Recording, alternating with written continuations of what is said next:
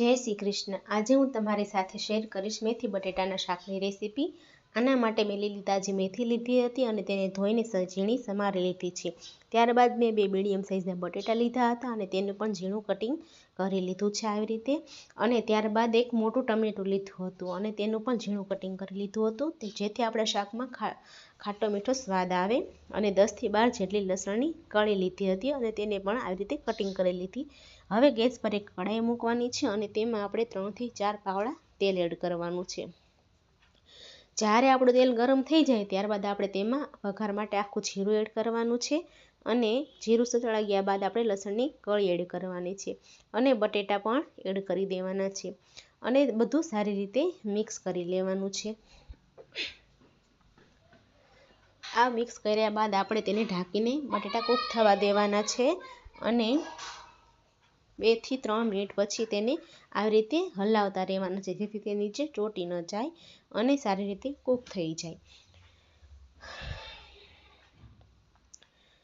હવે એમાં ટમેટા એડ કરવાના છે અને મિક્સ કરી લેવાના છે।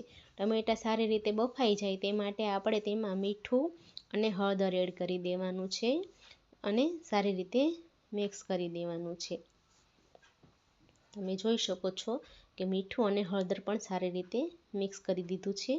હવે ત્યારબાદ આપણે બટેટા અને ટમેટા કૂક થઈ ગયા છે એટલે તેમાં મેથી સુધારેલી નાખી દઈશું અને સારી રીતે ફરી એકવાર મિક્સ કરી લેવાનું છે। જો આવી રીતે આમ મિક્સ કરી અને તેમાં અડધી ચમચી જેટલી ખાંડ એડ કરવાની છે જેથી આપણે મેથીનો કલર જળવાઈ રહે અને ઢાંકણ ઢાંકીને ફરી વખત 2 થી 3 મિનિટ માટે કૂક થવા દેવાનું છે।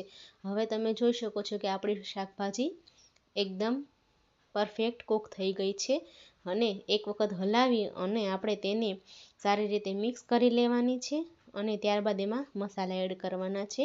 મસાલામાં આપણે 2 ચમચી જેટલું ધાણા જીરું એડ કરવાનું છે અને તમને જો વધારે પસંદ હોય તો 2 થી 3 ચમચી જેટલું તીખું પસંદ પડે એટલું મરચું નાખવાનું છે અને સારી રીતે મિક્સ કરી લેવાનું છે। આ બધું મિક્સ કર્યા બાદ આપણે સારી રીતે હલાવી લેવાનું છે અને ત્યારબાદ આપણે જે ગરમ પાણી કરેલું હતું તે ગરમ પાણી આમાં એડ કરી દેવાનું છે। જો આવી રીતે ગરમ પાણી એડ કરી દેશો એટલે શાકભાજીને થાતા વાર નહીં લાગે અને ફટાફટ બની જશે।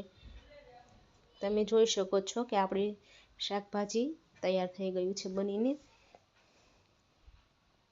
હવે તેને ગેસ બંધ કરી અને નીચે ઉતારી લો। તમે જોઈ શકો છો કે આપણું શાક પરફેક્ટ તૈયાર થઈ ગયું છે। આને તમે ખીચડી અથવા ગરમ ગરમ બાજરીના રોટલા સાથે પણ સર્વ કરી શકો છો અને આ રેસીપી તમે એકવાર ઘરે ચોક્કસ બનાવજો અને કમેન્ટમાં મને કહેજો કે કેવી બની। જય શ્રી કૃષ્ણ, જય શ્રી કૃષ્ણ।